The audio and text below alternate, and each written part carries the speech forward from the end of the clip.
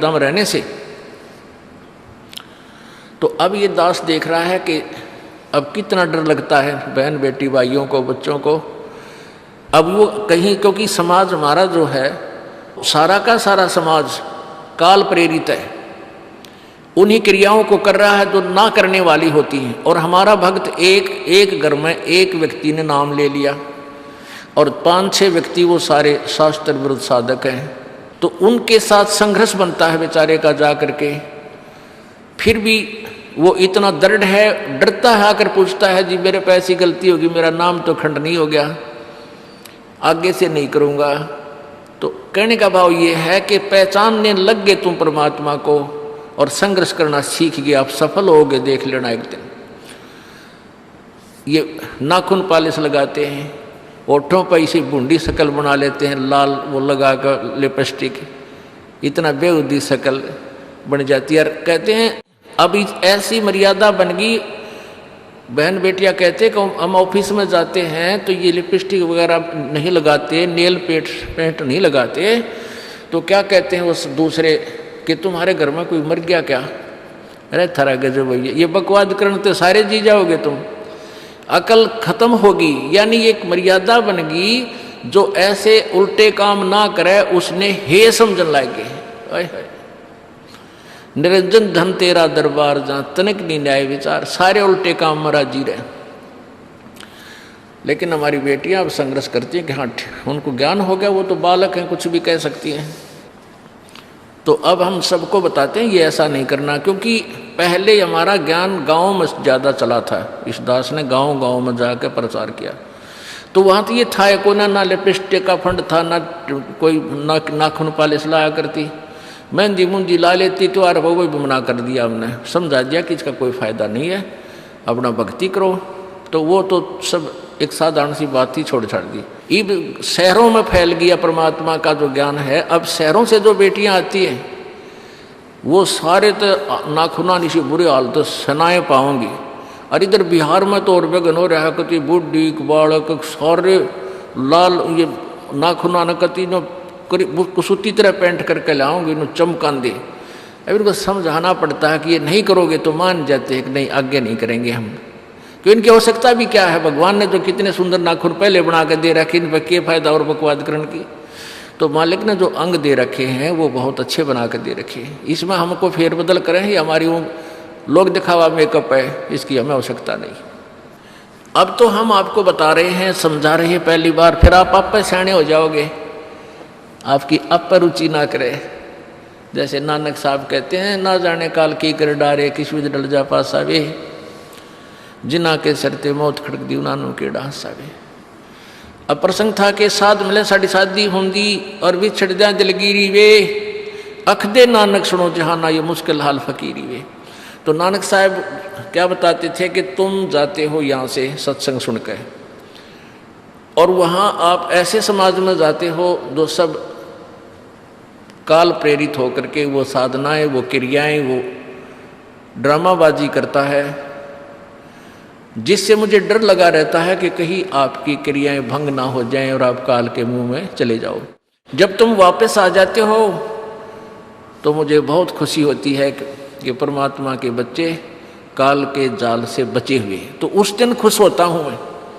और तुम चले जाते हो तो मेरी एक तो वो ज्ञान कि यहाँ काल का लोक है, ना जाने कब जाना पड़ जावे, इस कारण से डर से अपनी भक्ति करता रहता हूँ। और एक तुम्हारी भी चिंता खाती रहती है कि कहीं काल के जाल में ये बालक फिर ना फंस जाए। तुम वापस आ जाते हो एज इट इज, तो फिर मेरी खुशी का ठिकाना नहीं रहता। साध मिले साड़ी शादी होंगी, साध यानी साधु संत, ये भक्त आप साध हो, साध माने जो साधना कर रहा है, और साधु सोए जो सीधा चाल है, यानी जो और लोग दिखावा बकवाद नहीं करता, शराब मांस तम्बाकू नहीं पीता, और मेकअप वगैरह शरीर के वापस जरूरत नहीं। कहते पति भरता भावानी चोम चटक श्रृंगार, जो पति भरता यानी जिसने केवल अपने पति से ही लगा हुआ है, फिर उसने बकवाद करने की क्या आवश्यकता है। तो कहने का भाव यह है कि हम सच्चे ढंग से जब लगेंगे, फिर हमने अब तो इच्छा ना हो किसी वस्तु की। परमात्मा कहते हैं इस काया का गर्व ना करियो के काला के गोरा रे। और बिना भजन इसका कुछ काम ना आवे, चाहे एतर छड़को चारों ओर आ रे।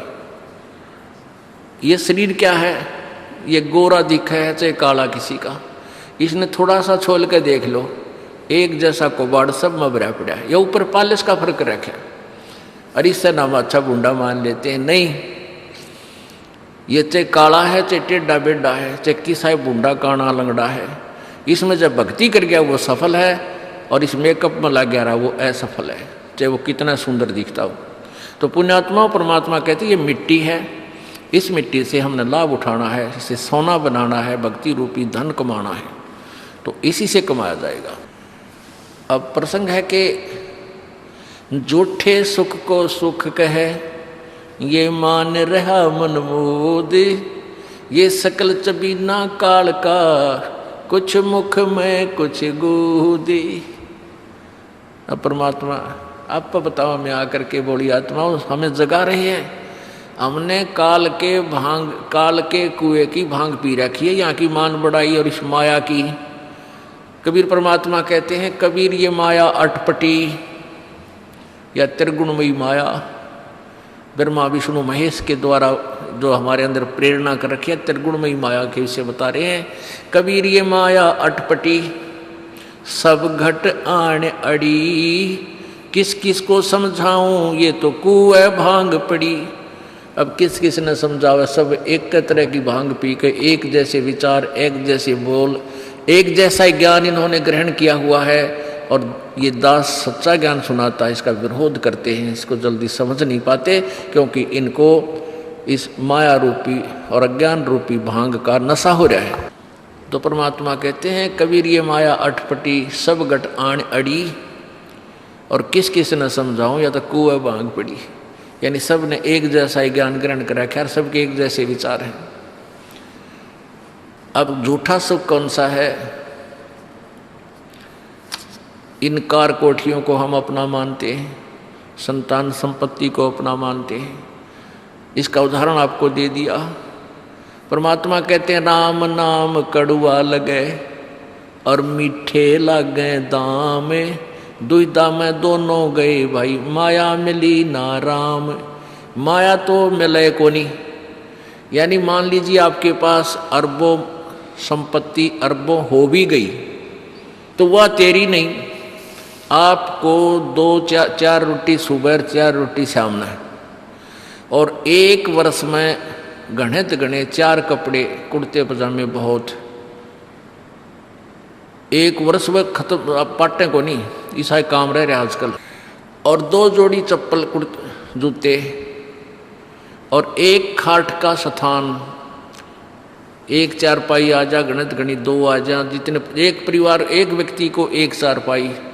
कहने का भाव यह कि ऐसा सीमित सा मकान, इतने की आवश्यकता आपको है, और बाकी पैसा आपके पास उसने के सिर में मारोगे, क्या करोगे उसका? अब या तो कि तो बकवादा में लावेगा, कि तो शराब पीवेगा, कि तो और कोठी खरीद कर गिर देगा, उस पर कोई कब्जा कर लेगा, फिर लट्ठा मुकदमे होंगे, या कोई ले लेगा रिश्तेदार या कोई मित्र बन कर फिर देखो ना, फिर खेचा तानी रात न नींद आओ ना, वह रखेगी बेगन में पातरे, वो माया तने जीर्ण नहीं दे। और माया तो परमात्मा कहते हैं इस जीव की सबसे बड़ी शत्रु है, जो भगवान से दूर करे। अभी झूठे सुख को सुख मान लिया, कार कोठी होगी, बढ़िया व्यापार बिजनेस या कोई नौकरी होगी, तो भगवान से 100 कोस दूर है वो प्राणी। कोई एक आध पुण्यात्मा इसे प्रेरणा होकर आ जाता, वो तो फॉर एग्जाम्पल होते हैं।